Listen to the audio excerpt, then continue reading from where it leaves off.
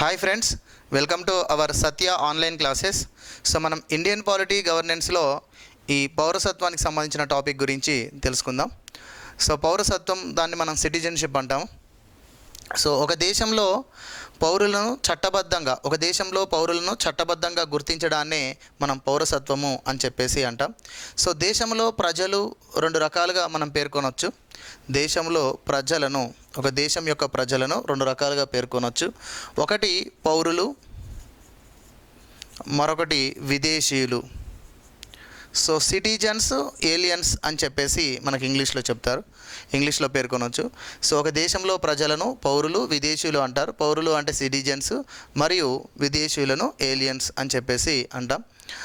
తర్వాత భారతదేశంలో మనకి పౌరసత్వం అనేటువంటిది ఏ విధంగా ఉంది అంటే ఏకపౌరసత్వ విధానం ఉంది.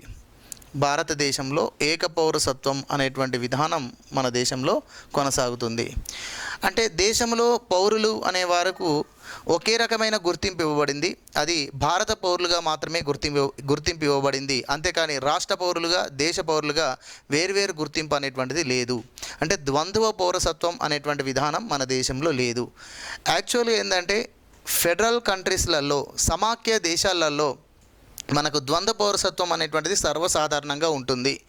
భారతదేశం ఫెడరల్ కంట్రీ అయినప్పటికీ, ఫెడరల్ సిస్టమ్ కలిగి ఉన్నటువంటి దేశం అయినప్పటికీ మనం ఏకపౌరసత్వ విధానం కలిగి ఉండడం మన రాజ్యాంగం యొక్క ప్రత్యేకతగా మనం దీన్ని చెప్పొచ్చు.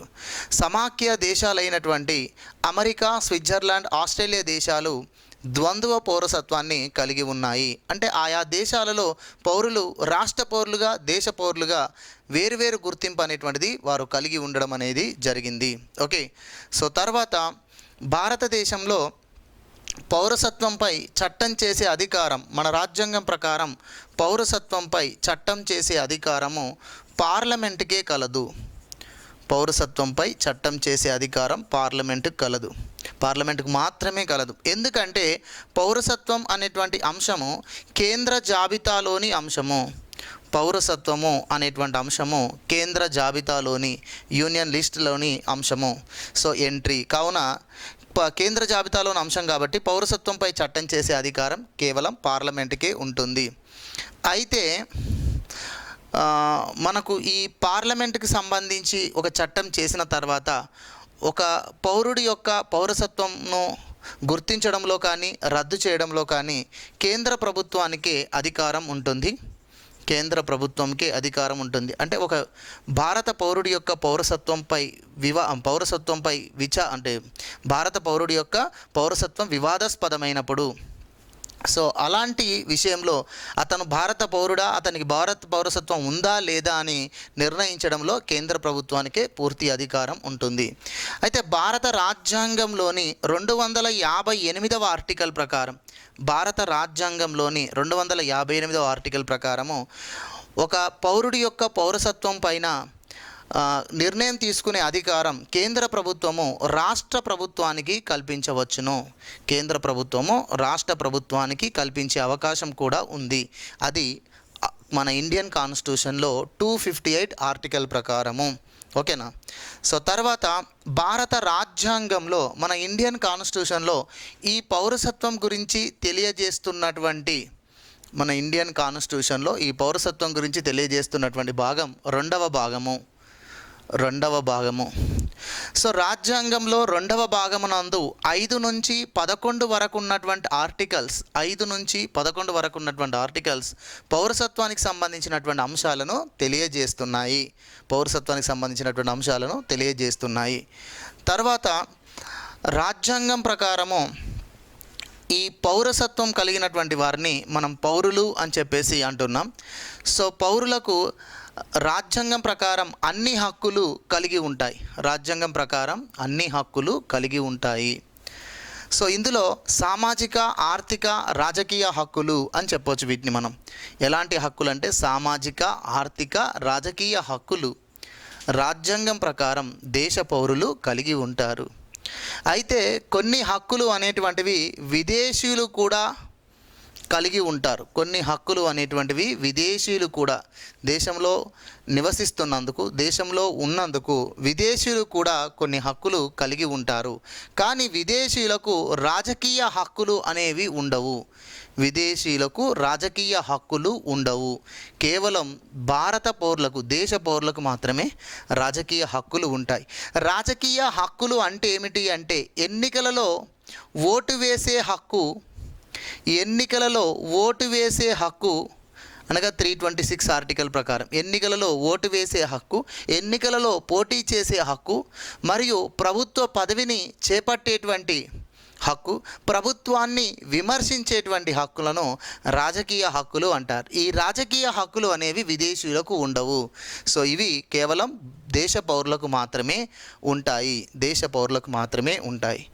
పౌరుల సమాజమునే రాజ్యం అని చెప్పేసి మనకు అరిస్టాటిల్ పేర్కొన్నారు. సో ఇక్కడ కొంతమంది చెప్పినటువంటి నిర్వచనాలు కూడా మనం గుర్తుంచుకోవాల్సిన అవసరం ఉంది. ఎందుకంటే ఎగ్జామ్లో వాటిని కూడా మనకు అడుగుతున్నాడు కాబట్టి. పౌరుల యొక్క సమాజమే లేదా పౌరుల సమాజమే రాజ్యం అని చెప్పేసి అరిస్టాటిల్ పేర్కొన్నారు. రాజ్యం ప్రసాదించే హక్కులను పొందుతూ రాజ్యానికి విధేయులుగా ఉండేవారే పౌరులు అని చెప్పేసి టిహెచ్ మార్షల్ అనేటువంటి వ్యక్తి మనకు పేర్కొనడం జరిగింది. ఇది ఇంపార్టెంట్ అండి, ఇది గుర్తుంచుకోవాలి. రాజ్యం ప్రసాదించే హక్కులను పొందుతూ రాజ్యానికి విధేయులుగా ఉండడమే పౌరులు, రాజ్యానికి విధేయులుగా ఉండడమే పౌరులు అని చెప్పేసి టిహెచ్ మార్షల్ అనేటువంటి వ్యక్తి మనకు పేర్కొనడం జరిగింది.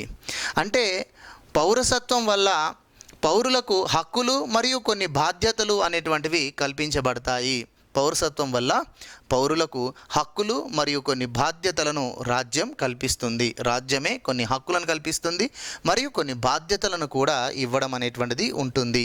ఓకే, సో భారత రాజ్యాంగం ప్రకారము భారత పౌరులకు ముఖ్యంగా మనకు రాజ్యాంగంలోని ప్రాథమిక హక్కులలో అన్ని హక్కులు భారత పౌరులకు వర్తిస్తాయి సమానంగా.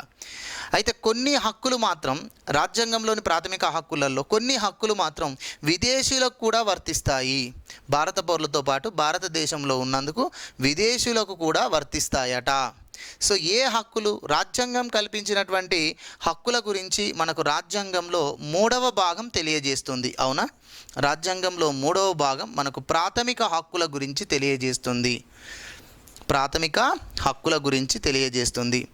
అయితే ఈ రాజ్యాంగం కల్పించినటువంటి ప్రాథమిక హక్కులు భారత పౌరులందరికీ సమానంగా వర్తిస్తాయి. భారతదేశంలో నివసిస్తున్నందుకు భారత పౌరులతో పాటుగా విదేశీయులకు కూడా రాజ్యాంగం కల్పించిన కొన్ని ప్రాథమిక హక్కులు వర్తిస్తాయట. ఏవవి అంటే 14వ ఆర్టికల్ చట్టం ముందు అందరూ సమానులే. తర్వాత 20 నుంచి 28 వరకు ఉన్నటువంటి ఆర్టికల్స్. ఓకే, 14వ ఆర్టికల్ మరియు 20 నుండి 28 వరకు ఉన్నటువంటి ఆర్టికల్స్ ఏవైతే హక్కులను తెలియజేస్తున్నాయో ఆ హక్కులు భారత పౌరులతో పాటు విదేశీయులకు కూడా వర్తిస్తాయి. భారత పౌరులకు మాత్రమే వర్తించేటువంటి రాజ్యాంగపరమైన హక్కులేవి, విదేశీయులకు అవి వర్తించవు. కేవలం భారత పౌరులకు మాత్రమే వర్తిస్తాయి. భారత పౌరసత్వం కలిగి ఉన్నటువంటి వారికి మాత్రమే ఆ హక్కులు వర్తిస్తాయి. ఏవవి అంటే 15వ ఆర్టికల్ వివక్షతల నిషేధము, మరియు కొన్ని సందర్భాలలో సామాజికంగా వెనుకబడినటువంటి వారికి ప్రభుత్వ విద్యా సంస్థల యందు మరియు ఇతర విద్యా సంస్థల యందు రిజర్వేషన్ ఉండడం. 16వ ఆర్టికల్ ప్రభుత్వ ఉద్యోగాల యందు సమాన అవకాశాలు అనేటువంటిది. 19వ ఆర్టికల్ వ్యక్తి స్వేచ్ఛా స్వాతంత్ర్యాలు అనేది. 29వ ఆర్టికల్ మైనారిటీల యొక్క హక్కులు. 30వ ఆర్టికల్ మైనారిటీలు తమ భాషా లిపి సంస్కృతిని అభివృద్ధి పరచుకోవడానికి మైనారిటీ విద్యా సంస్థలను ఏర్పాటు చేసుకునేటువంటి హక్కు ఏవైతే ఉన్నాయో ఈ 5 ఆర్టికల్స్ ప్రకారం ఈ 5 ఆర్టికల్స్ అనేవి కేవలం భారత పౌరులకు మాత్రమే వర్తిస్తాయి. ఇవి భారతదేశంలో ఉన్నంత మాత్రాన విదేశీయులకు వర్తించవు.